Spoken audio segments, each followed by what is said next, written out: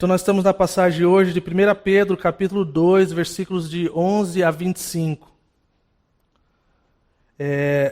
A gente tem intercalado, eu e o pastor Tom, agora nas próximas semanas, e você vai me ver com mais frequência. Mas quando foi intitulado essa carta, essa epístola, que é a instrução à igreja em dias difíceis. E esse pessoal, como eu já falei antes, esse pessoal experimentou dificuldade e sofrimento. E uma das coisas, antes de nós entrarmos no texto, que eu gostaria de lembrar, e na verdade falar aqui, é que nos últimos 10 versículos que a gente viu na semana não passada, mas na outra, falava dos benefícios de ser cristão, dos benefícios de ser chamado de Cristo. E sempre diante dos benefícios, é importante nas escritas de Paulo e na Bíblia, ao redor da Bíblia, que depois vem as responsabilidades, os nossos deveres. Então é assim que a gente vê Pedro abordando a questão bem delicada nesses dias para a gente. Nós temos grande dificuldade com a palavra submissão, ou submeter, ou se sujeitar. Mas ele fala na questão da submissão no contexto do governo, do trabalho, da família e da igreja. E a gente vai ver que isso é constituído por Deus. De um Deus que não sai do controle, mesmo quando as pessoas que estão em lugares, em posições de liderança, erram. E não estão vivendo de acordo com o ideal de que Deus tem para a vida delas e nossas. Então, mais uma vez, para deixar claro aqui um pouquinho a divisão do trecho que eu vou ensinar essa noite, no versículo 11 e 12, ele fala, se somos cristãos, é esperado o óbvio que a gente se abstenha dos desejos carnais. Ele vai falar sobre essa luta, essa guerra. Do versículo 13 a 17, ele fala que nós devemos mostrar submissão às autoridades. Versículo 18 a 20, ele fala que devemos mostrar submissão aos nossos patrões. E do versículo 21 a 25, que eu espero que seja o clímax do estudo dessa noite, é do maior exemplo que nós temos, Jesus, o nosso exemplo. Vamos orar. Senhor, obrigado, Senhor, por essa noite. Obrigado pela oportunidade que a gente tem de se reunir, Senhor, no Teu nome.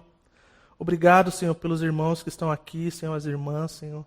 Obrigado por aqueles que vão estar assistindo e ouvindo dos seus lares, do seu trabalho, do seu carro.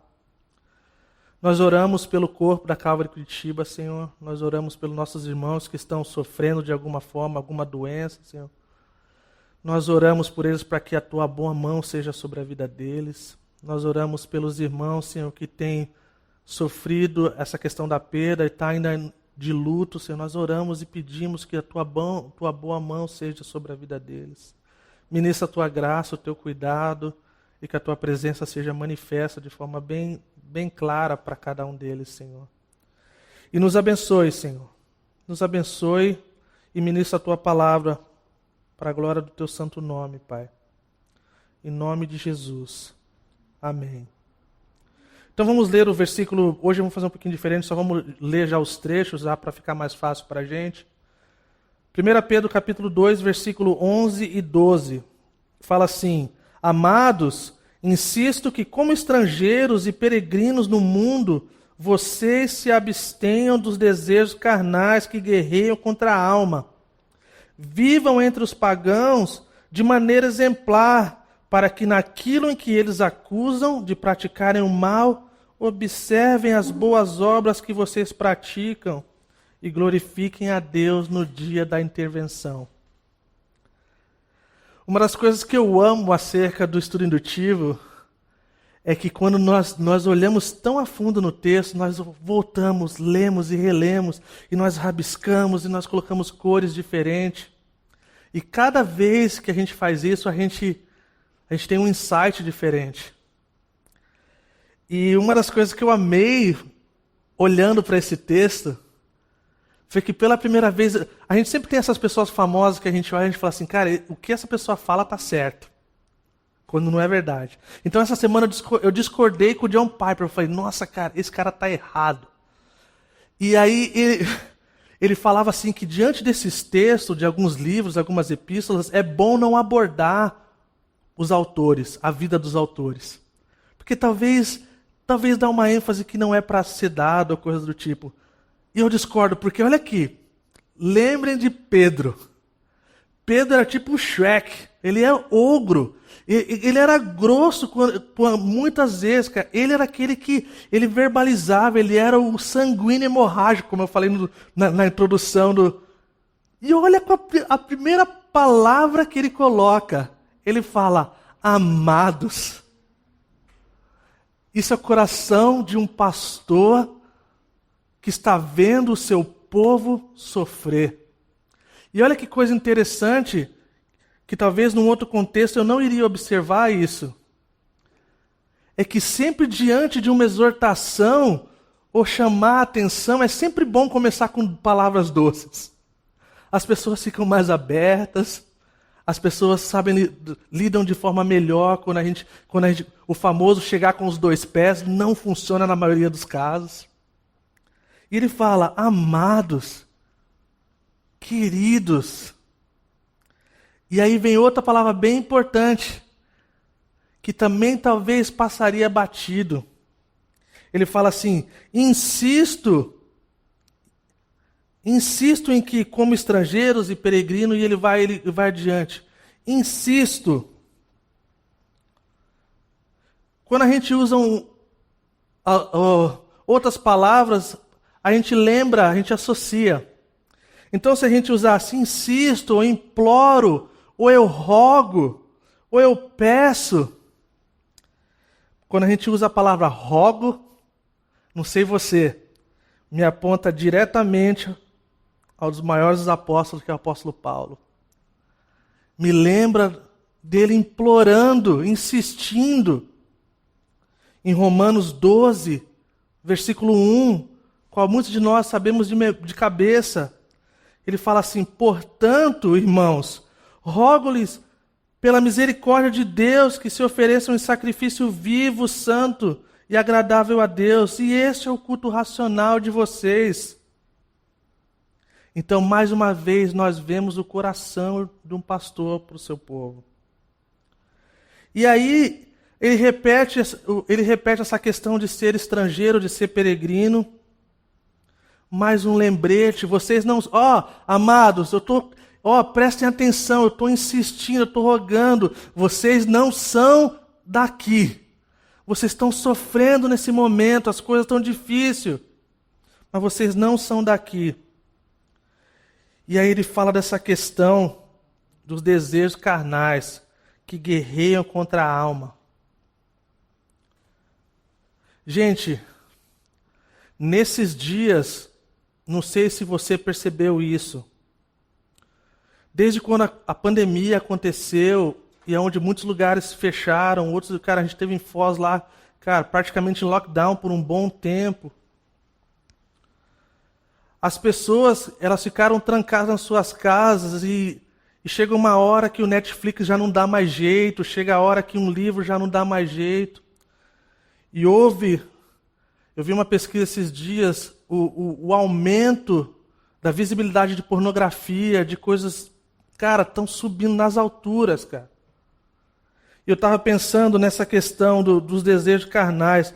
Ainda, de alguma forma, o pecado ainda nos atrai. De alguma forma nós somos, o pecado ainda, ele nos fascina. E nós lembramos que o pecado ele não tem um gosto ruim no momento. Porque se tivesse, ele não seria atrativo. Nós lembramos que o pecado ele traz sensações incríveis de alguma forma, no momento. Mas também lembramos que o salário do pecado é a morte, que o fim que o pecado tem na nossa vida é para nos destruir, para nos colocar para baixo.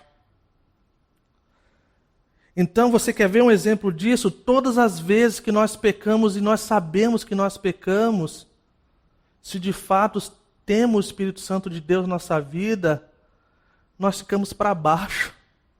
Nós perdemos a nossa alegria. nós andamos cabisbaixo. Essa é uma prova de quanto o pecado quer nos colocar para baixo. E sabe de uma coisa? É um lembrete para a gente que o pecado e as coisas desse mundo jamais vão nos satisfazer. Jamais. Porque o mais profundo do nosso coração, o anseio e o desejo do nosso coração, ele só pode ser encontrado em Jesus Cristo. E ele é o único que ele é o único qualificado para fazer isso, para nos satisfazer. E eu amo a citação do Piper, que ele fala assim: Deus é mais glorificado em nós quando estamos mais satisfeitos nele.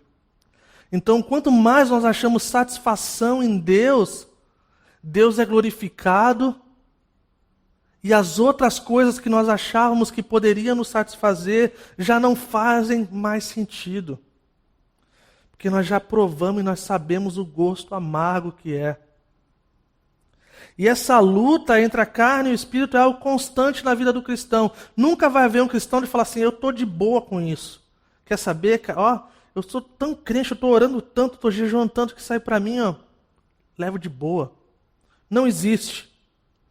Gálatas 5,17 fala assim: pois a carne deseja o que é contrário ao espírito, e o espírito o contrário à carne.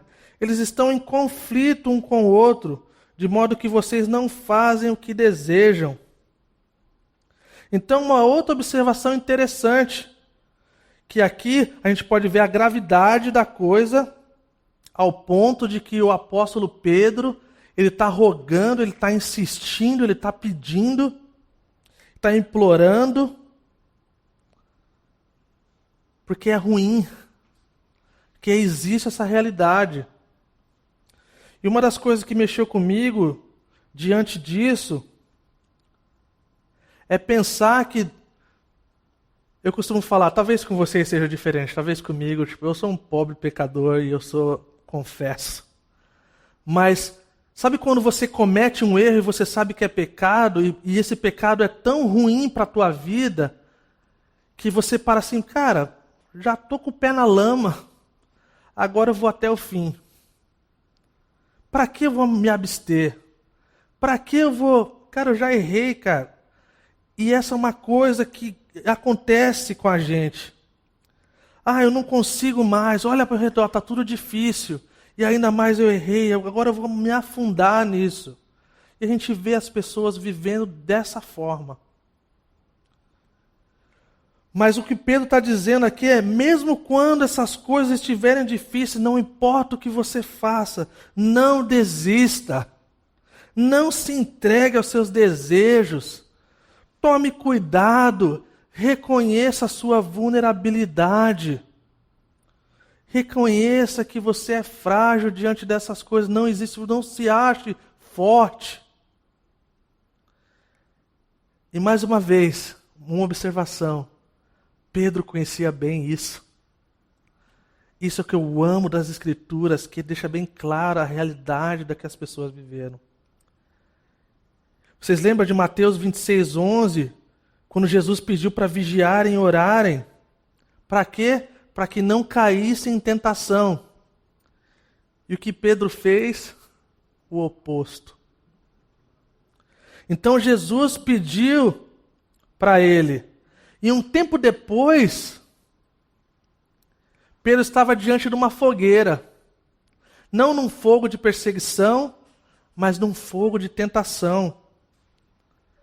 E assim, em Lucas 22:62, ele nega Jesus 3 vezes. Algumas coisas eu estou só citando. Então, essa palavra guerreiam, a carne e o espírito, eles guerreiam um contra o outro. Uma palavra interessante, uma palavra estratégica. Então, em outras palavras, Satanás, de forma estratégica, ele quer destruir a sua vida. De forma estratégica, ele quer fazer com que você vá para o oposto do caminho, da direção que Deus tem para a tua vida.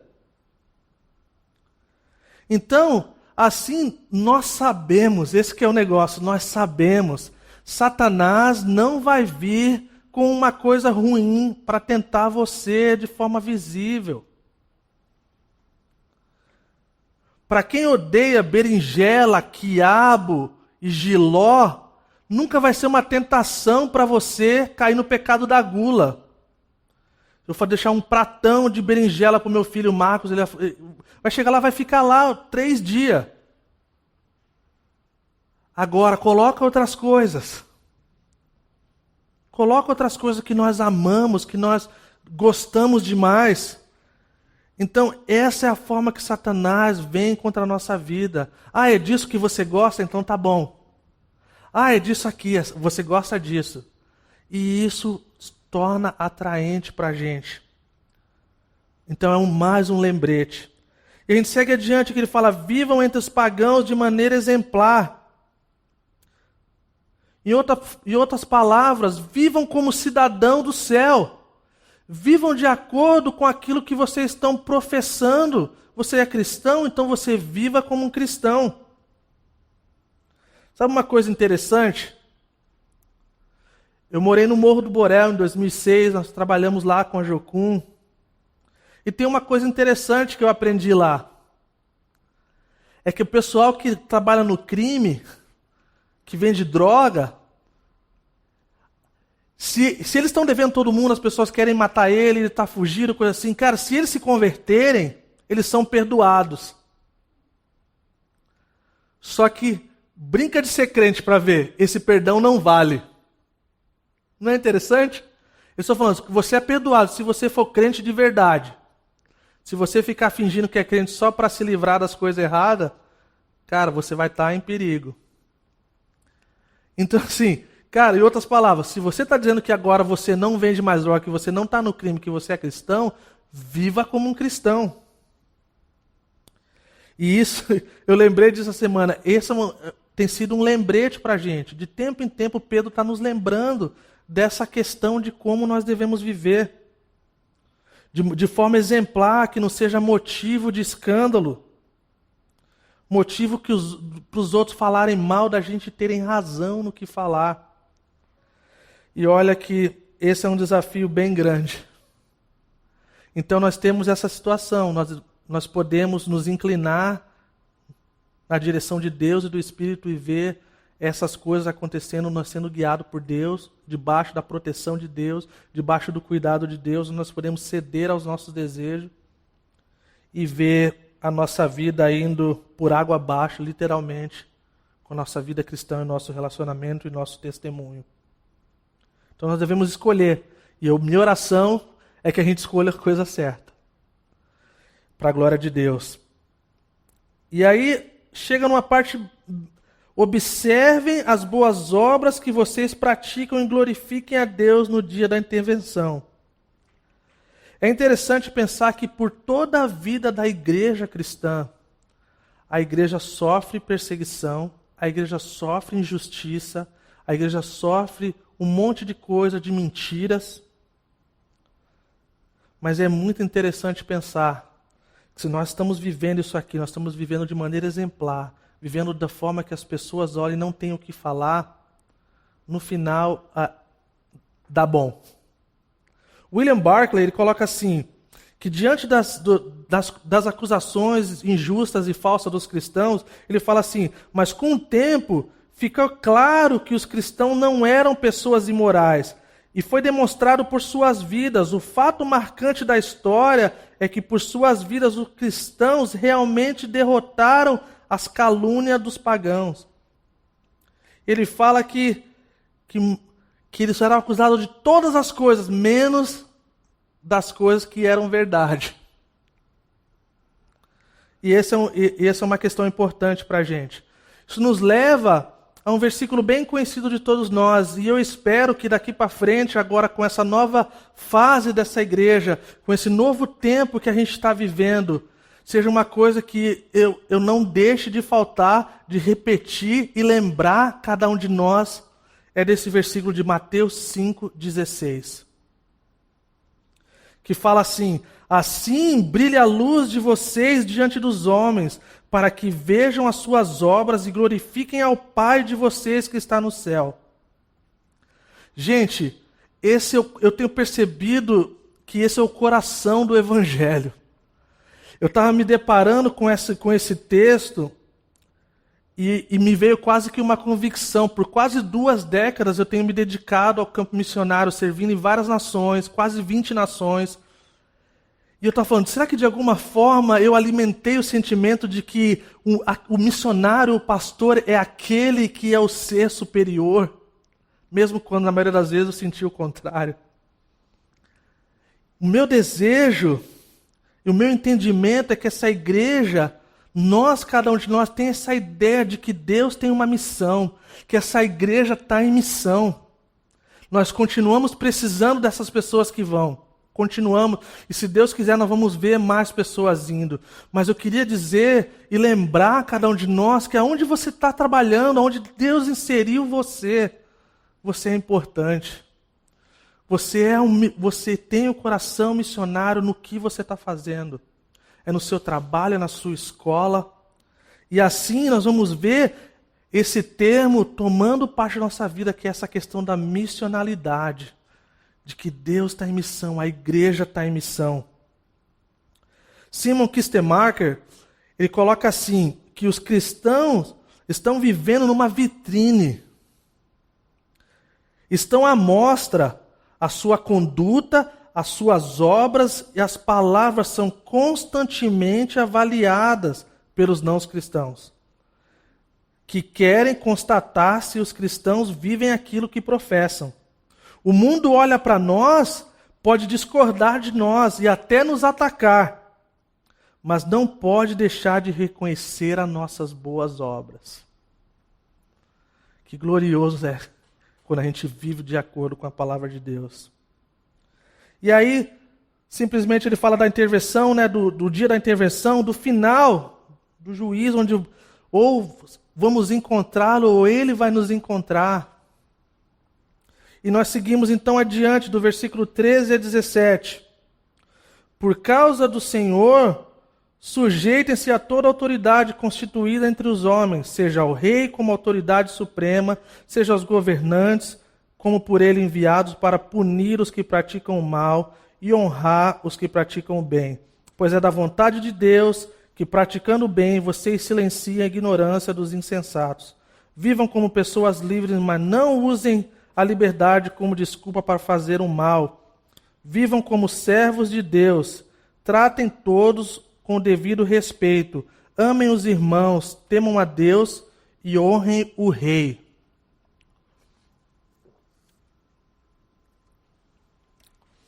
Eu não vou entrar a fundo nesses versículos. Primeiro, para evitar a fadiga. Tem tanta coisa que pode ser dito e pensado, mas uma das glórias e desafios de ensinar de forma sistemática é quando você entra diante dessas coisas, você tem que falar. Então eu vou falar o básico, nós vamos ter muito tempo pela frente, nos próximos anos, para se aprofundar o que realmente o quão profundo a gente pode entrar nessas coisas, mas só algumas considerações. Pedro escreveu isso nos dias do Império Romano, diante do imperador Nero. Não era uma democracia, não era um governo que amava os cristãos. No entanto, ele reconhece a autoridade do governo romano. Isso nos faz lembrar Jesus falando com Pilatos.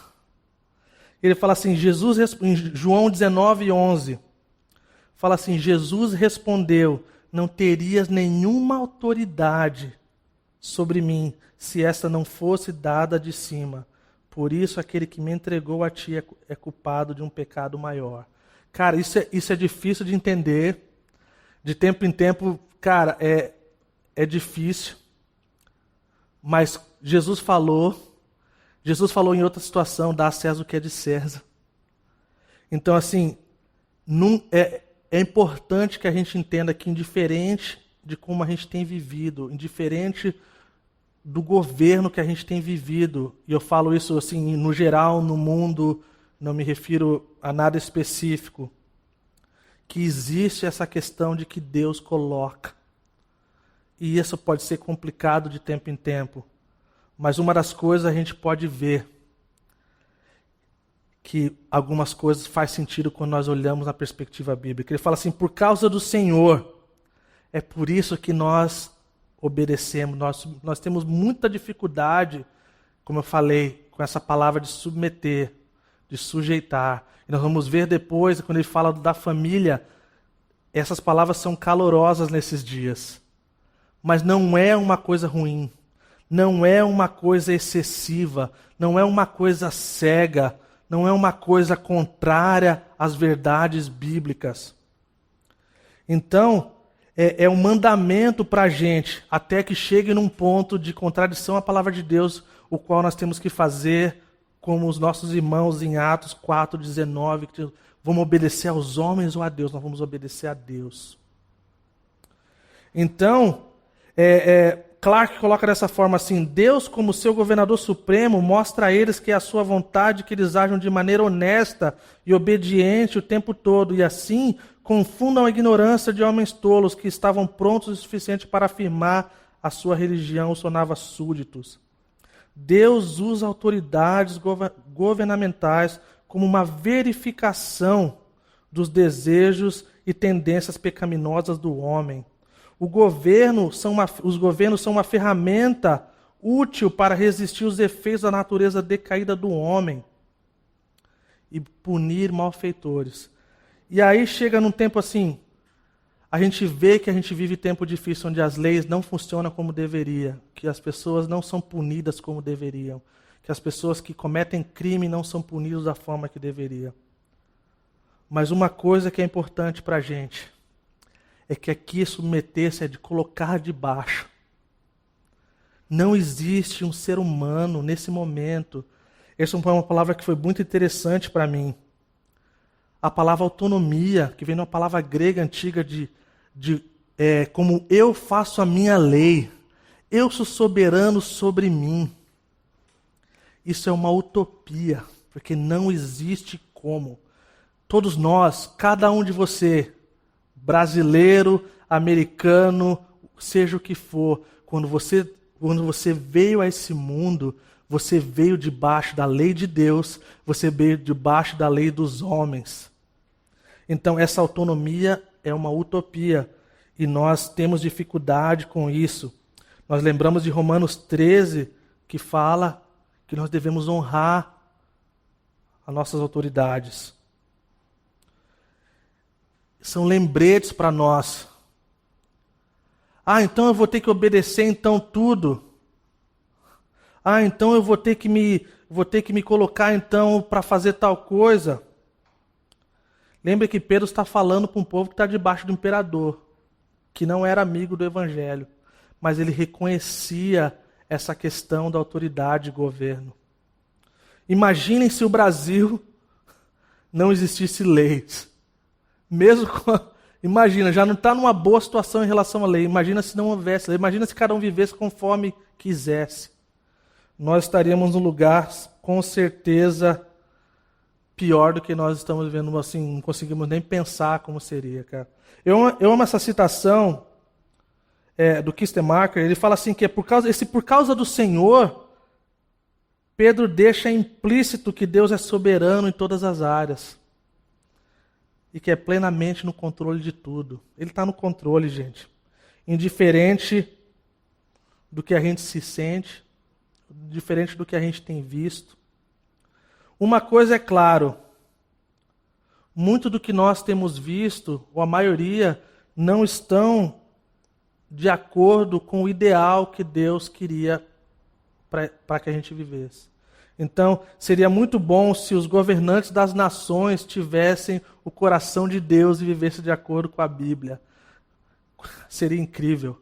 E seria da forma que a Bíblia fala, que nós devemos orar e clamar pelas nossas autoridades para que a gente viva bem, para que haja paz.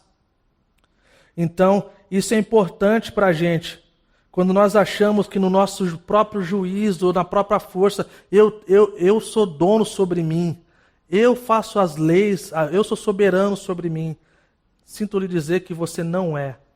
Você nasceu, se você nasceu brasileiro, se você nasceu americano, se você nasceu o que for, você nasceu diante de um governo que já existe. Esse governo é o governo de Deus, esse governo é o governo dos homens. E assim a gente segue adiante, que fala para não usar da liberdade. Não use da liberdade para fazer coisa errada. A liberdade que nós temos em Cristo, ela jamais deve ser usada para libertinagem. Ela jamais deve ser usada para o pecado. E como eu já falei, eu amo citação, então eu vou dar algumas citações para vocês que foi muito interessante. William Barclay, ele coloca assim, que o cristão ele só é livre porque ele é escravo de Deus. Então, para quem tem dificuldade com essa questão de ser escravo, na verdade, nesse ponto é incrível ser escravo de Deus. O Hernandes Dias Lopes, ele fala assim, que a nossa perfeita liberdade reside em servirmos a Deus. E aqui vem um dos meus favoritos, Agostinho de Hipona. Ele fala assim, quanto mais escravo sou, mais livre sou. Eu estou debaixo da proteção de Deus, eu estou debaixo do favor de Deus, eu estou de obediência a Deus. E aí, né, no versículo 17, ele fala, tratem todos com devido respeito, amem os irmãos, temam a Deus e honrem o rei. A gente vê esses mandamentos, essa ordenança. Tratem todos com devido respeito. Isso inclui o Twitter, isso inclui o Facebook, isso inclui o Instagram, isso inclui todas as áreas das nossas vidas. Tratem todos com devido respeito, até aquelas pessoas que a gente tem dificuldade de entender. Isso é algo revolucionário nesses dias e libertador ao mesmo tempo. Amem os irmãos. Interessante que em dias de dificuldade Pedro está falando como se fosse o beabá. Porque se você amar os irmãos, você vai lembrar que Jesus falou, cara, é através do amor que vocês têm um pelos outros, que o mundo vai saber quem eu sou. Temam a Deus, preste reverência a Deus, honrem o rei, reconheçam que existe um governo. Não fique falando coisa que não corresponde a isso. Eu falo aqui como um pecador em processo de libertação, porque o qual minhas redes sociais não era isso o qual eu estou pregando hoje. Então houve uma mudança de vida na minha vida. Isso é legal quando você olha para trás e fala assim, caramba, amadureci nisso. Hoje eu não tenho esse desejo ou essa coisa de ter que, tudo tem que levar para a rede social, ou tudo que eu discordo eu tenho que fazer visível, para que de alguma forma eu seja mais aceito, ou para que eu tenha mais popularidade, ou coisa do tipo. Não, eu não preciso mais disso. Eu quero honrar, eu quero temer a Deus, eu quero que minha vida seja um exemplo. E aí, seguindo adiante, do versículo 18 a 20, fala assim, escravos ou servos, sujeitem-se aos seus senhores com todo o respeito, não apenas aos bons e amáveis, mas também aos maus, porque é louvável que por motivo da sua consciência para com Deus alguém suporte aflições sofrendo injustamente, pois que vantagem há em suportar açoites recebidos por terem cometido mal, mas se vocês suportam o sofrimento por terem feito bem, isso é louvável diante de Deus. É um mandamento submeter. Então, por exemplo, se você tem um emprego, cara, o seu patrão ele não é o mais querido, a sua patroa não é a mais querida. Imagina se toda vez que as pessoas mudassem de emprego que tivesse um patrão desse tipo. Ia ser complicado. Mas ainda assim ele está falando, tipo assim, cara, reconheça, cara, você tem um patrão. E ele chama atenção no geral, dando dignidade, humanidade para todos, para o servo, para o escravo, para o patrão, para o governo. Ele coloca dessa forma. E eu queria lembrar de uma coisa aqui, que jamais a Bíblia vai dar margem, embora as pessoas estão esticando o versículo da Bíblia e passar assim, tá horrendo essa questão para provar o que eles acreditam, mas de forma geral, nós podemos dizer que a Bíblia jamais encoraja injustiça, que Jesus jamais encoraja coisa errada. Quando nós lembramos de submissão ou de submeter, o que vem na nossa mente normalmente é abuso, é coisa ruim. E eu entendo que a nossa realidade de corrupção e injustiça, ela coopera para isso. Alguns de nós que viemos de outras igrejas, nós temos essa experiência de ter líderes abusivos que usavam da autoridade. Não é disso, Jesus não apoia isso. E na verdade nós vamos ver lá na frente que na verdade é uma cobrança maior para aqueles que são líderes. E é uma responsabilidade muito grande de usar esse lugar, essa posição que Deus nos colocou de forma honrosa, de forma amorosa, de forma bíblica. E quando nós erramos, é óbvio que nós seremos punidos. Então, que vantagem há nisso? Mas quando nós estamos ali vivendo a nossa vida em piedade, em santidade, e nós somos perseguidos, alguma coisa muda. Nós temos história de pessoas que estavam no seu trabalho e o patrão ou patroa chegou e falou, eu quero que você faça isso. Eu falei, não, eu não posso mentir, eu não vou mentir. Não, mas se você não mentir, você vai ser mandado embora. Então eu vou ser mandado embora. Porque isso é contra o padrão o qual eu vivo. É contra o padrão bíblico. Se você fizer isso, não, isso eu não vou fazer. E esse é o padrão. Quando chega no ponto de que nós temos que escolher a palavra de Deus, a vontade de Deus, o que é imposto a nós, nessa situação nós escolhemos Deus, nós escolhemos a Bíblia. E aqui nós chegamos na nossa última parte, o qual para mim é um dos maiores desafios, mais do que se render ou submeter aos nossos governantes.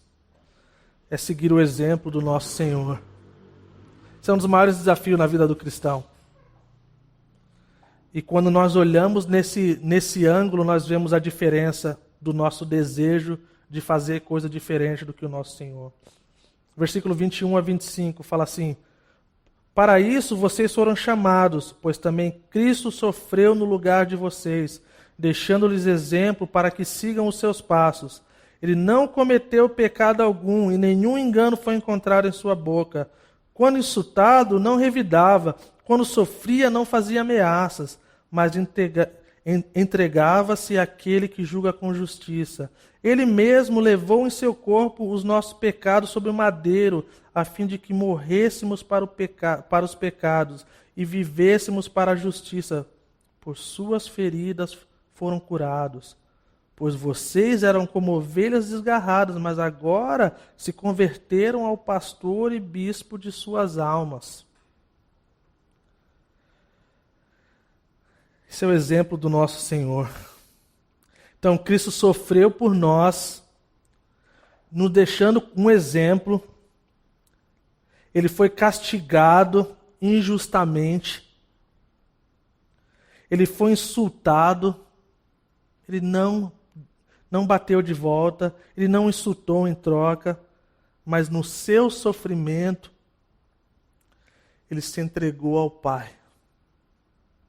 Como a nossa vida seria diferente se nós vivêssemos de acordo com essa verdade? De saber, olha aqui a questão da soberania de Deus, entregava àquele que julga com justiça. Se tem uma coisa que a gente pode ter certeza nessa vida é que nada do que acontece aqui de forma injusta vai passar batido diante do grande juiz. Nada. Por mais que a gente veja atrocidades e coisas horrendas, e a gente fala assim, cara, essa pessoa não vai ser punida. A maioria de vocês sabem, por um bom tempo da minha vida, a gente trabalhou no enfrentamento contra a exploração sexual infantil e adulta, especialmente de mulheres. E uma das coisas mais difíceis de trabalhar nessa área é saber que a chance de um pedófilo ou de um cara que compra sexo é saber que a maioria deles não vai ser preso. E chega a ser quase uma coisa antagônica você querer fazer algo sabendo que as pessoas não vão ser presas. E você está diante de um pedófilo e você fala assim, cara, por todas as provas que a gente conseguiu, ainda não é o suficiente, essa pessoa não vai ser presa, cara. Essas horas faz muita diferença. Você crê na soberania do Deus justo que julga com juízo e com equidade, com retidão. Esse é um dos maiores encorajamentos para mim nesses anos. Quer saber? A gente vai fazer o nosso melhor, os nossos governantes vão fazer da forma que espero que seja melhor para punir o mal. No final da história, nós entregamos aquele que julga com justiça. Ele sofreu, mas não por causa de nenhum mal, essa é a diferença. Que ele havia feito ou dito, ações em palavras. Ele era imaculado e ainda assim estava exposto ao sofrimento. Espere o mesmo, Clark falou, quando vier, carregue-o no mesmo espírito. Que desafio para a gente. E aqui chega uma das citações do famoso Spurgeon, o qual para mim essa semana me trouxe lágrimas. Ao estar debruçado diante desses versículos e olhar a realidade do nosso Senhor, e eu falar assim, Senhor, tem misericórdia da minha vida. E Pedro foi aquele que enfrentou e negou o Senhor, esquentava suas mãos na fogueira enquanto as coisas estavam acontecendo, nosso Senhor estava sofrendo. Olha que incrível, fala assim, em que hora você acha que os sofrimentos do Senhor, do Getsêmani ao Gólgota, seriam gravados mais profundamente na memória de Pedro? Certamente seria aquele espaço de tempo em que ele foi ridicularizado e golpeado no salão do sumo sacerdote. Quando Pedro sentou e aqueceu as mãos no fogo, quando viu seu Senhor abusado e teve medo de admitir que ele era o seu discípulo. E aos poucos ficou tão aterrorizado que com a linguagem profana declarou, não conheço o homem. Enquanto a vida perdurasse, o apóstolo se lembraria da mansidão, do silêncio do seu Senhor sofredor. Uau! Uau! Ele mesmo levou em seu corpo os nossos pecados. Literalmente, os nossos pecados estavam sobre ele. E ele pagou o preço por nós. Nós não temos mais dívida e nenhum de nós fica correndo atrás de dívida paga. Seria estranho para a gente, já está pago. A gente não faz isso com as nossas contas. Peraí, deixa eu ver, eu já paguei essa conta, mas deixa eu ficar preocupado com ela. Caramba. Não. A gente não faz assim, a gente não deve fazer assim. Está pago, Jesus pagou. Pedro usa essa expressão do madeiro, que realmente a cruz era de madeira. Pedro afirma aqui constantemente os cristãos da grande obra de Jesus na cruz, que é o fundamento da nossa fé cristã, que nos mostra a narrativa da redenção, de que o homem caiu, que veio a promessa e que Jesus veio para cumprir aquilo, e ele veio, e ele morreu, e ele ressuscitou ao terceiro dia, e pagou toda a nossa dívida. E olha que interessante que ele fala, a fim de que morrêssemos para os pecados e vivêssemos para a justiça. Nós morremos para o nosso pecado, gente. Nós morremos. E se eu estou morto para os meus pecados, Cristo sofreu no meu lugar, eu não tenho nada mais a ver com eles. Nós não precisamos mais visitá-los. E ele lembra aqui de Isaías 53:5, que por suas feridas vocês foram curados. E chegando à nossa parte final aqui, Pois vocês, você, eram como ovelhas desgarradas, mas agora se converteram ao pastor e bispo da alma de vocês, das suas almas. E eu quero concluir com essas perguntas para a gente. Eu gostaria que a gente ponderasse nesse tempo. Diante desses dias de pandemia, diante da nossa vida nos nossos lares, com a nossa família, diante da tensão, poucos de nós estão vivendo dias gloriosos, vamos assim dizer. E glória a Deus para aqueles que estão. Não tem inveja. Que bom. Mas muitos de nós estamos diante de grande desafio. E eu dizer para você que ter 3 filhos num apartamento é algo glorioso, eu estaria mentindo para vocês. É glorioso ser pai de 3 filhos incríveis. Mas essa intensidade, não. Mas isso na verdade nem é sofrimento, comparado com o que as pessoas estão sofrendo. Mas diante das coisas que a gente está vivendo, eu gostaria de saber como está essa questão da carne e do espírito. Será que nós temos cedido mais à carne do que ao espírito? Como é que está essa luta e essa guerra?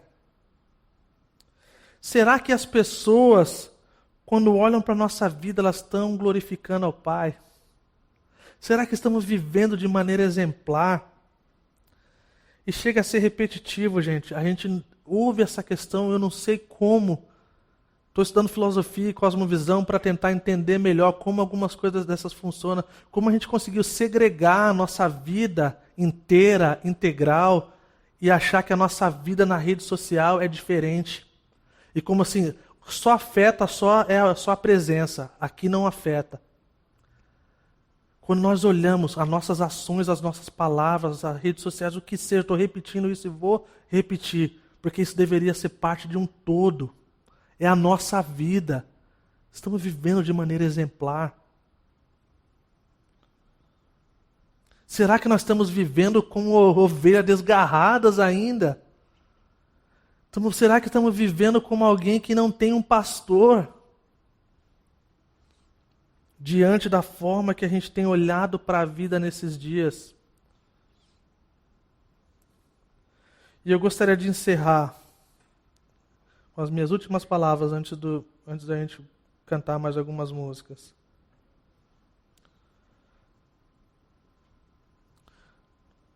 Se nós estamos nessa condição,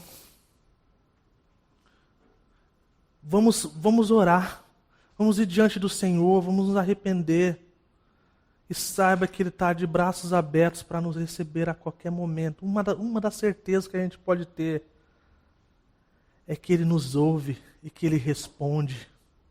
E que Ele está sempre com o seu ouvido atento à nossa oração, ao nosso clamor. E Ele tem prazer em nos perdoar. Então que a gente possa avaliar nossas vidas diante do Senhor, diante do altar de Deus. E se a gente entender que a gente precisa de um conserto com Deus, que a gente faça esse conserto. Minha oração tem sido, eu já compartilhei isso com vocês, eu espero que a gente possa sair dessa pandemia com os nossos corações mais aquecidos do que antes. Eu oro para que a gente possa sair dessa pandemia com o nosso relacionamento com Deus crescendo de forma crescente. Eu oro para que a gente possa sair dessa pandemia com os nossos relacionamentos no lugar correto. Que a nossa vida com Deus possa estar no lugar correto. Seria muito trágico para a gente, diante de todas essas perdas e dificuldades, e ainda chegarmos lá na frente e olharmos para trás e as nossas vidas tendo se piorado. Que Deus tenha misericórdia de nós. Que o Senhor derrame graça sobre nós. Que o Espírito Santo nos ajude a se arrepender das coisas que a gente precisa se arrepender. E que nos anime diante das coisas que a gente precisa estar animado. Que nos dê entusiasmo e paixão e inspiração para viver essa vida de missão. E que se tem alguém por acaso que está ouvindo isso aqui e vai ouvir, e você está ouvindo e você está essas coisas e você está se deparando com isso e fala assim, eu estou vivendo essa vida errada. Eu estou vivendo, eu estou tomando decisões que são erradas, que estão me prejudicando e estão prejudicando outras pessoas. Eu quero falar para você que você pode ter um bom pastor. Você não precisa ser como uma ovelha desgarrada por aí. Você pode ser encontrada, achada e resgatada.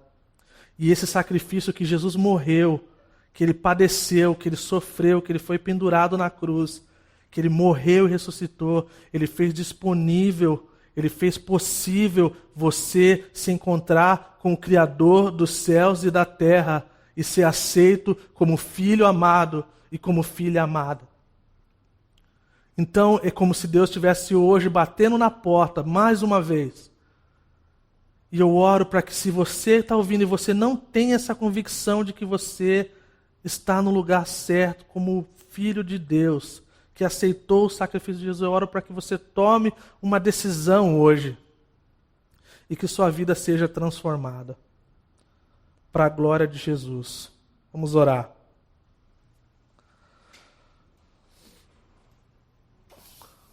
Senhor, obrigado, Senhor, pela tua santa palavra, Pai. Obrigado que nós vemos, Senhor, a narrativa, Senhor, a história, Senhor, de um povo que viveu, Senhor, no passado, o qual muitas coisas nós podemos nos relacionar, embora não estamos lá e não sabemos como foi. O que nós sabemos é que as Escrituras estão nos falando, Senhor. Mas só oro, Senhor, para que o Senhor ministre ao nosso coração nesse momento, Pai. Oro para que o Senhor ministre lá no profundo do nosso ser, coisa que só o Senhor pode ministrar. Espírito Santo que convence do pecado, da justiça e do juízo, Senhor. Nós precisamos de Ti, Jesus. Nós precisamos de Ti, Senhor. E obrigado porque Tu és tudo que nós precisamos, Senhor. Obrigado, Senhor. Porque se nós temos sede, Senhor, Tu és a água da vida com a qual nós podemos beber, Senhor. E a nossa sede vai ser saciada, Senhor. Obrigado porque se nós temos fome, Senhor, Tu és o pão da vida, Senhor, que nos alimenta, Senhor, que nos nutre de tudo que nós precisamos, Senhor. Se nós precisamos de carinho, Senhor, de amor, Senhor, Tu és o bom Pai, Senhor. Obrigado, Senhor, que todas as áreas da nossa vida são cobertas em Ti, Senhor. Não há um lugar que nós podemos ir, Senhor, que o Senhor não vai estar, Senhor. E obrigado por isso, Senhor. Nós Te agradecemos, Senhor, pela Tua grande bondade, Senhor, direcionada aos miseráveis e aflitos como nós, Senhor. Obrigado pelo Teu amor que nos resgatou, nos conquistou e nós estamos aqui, Senhor. Recebe-nos, Senhor. Recebe o nosso coração, a nossa vida diante do Teu altar, Senhor. E ministra, Senhor, para a glória do Teu santo nome, Pai. Amém.